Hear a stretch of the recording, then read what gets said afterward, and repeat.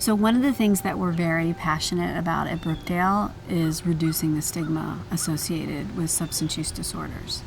And that's part of the vision for Brookdale, was to build this beautiful, tranquil setting where people can come and get well. We're riddled with shame and guilt, and they don't feel too great about themselves when they arrive, but we provide an aesthetically beautiful environment for them because we respect them and we want them to feel respected. And we know that in order to treat this disease, we got to build their self-esteem, and the only way to do that is to, do esteemable acts. So we bring them in, and we've provided this beautiful place, and they get to help us make sure it stays beautiful. And I love that about our patients. And the Rock Garden is a good example of that. They really do invest in this place. And the inside of Brookdale is where the magic really happens.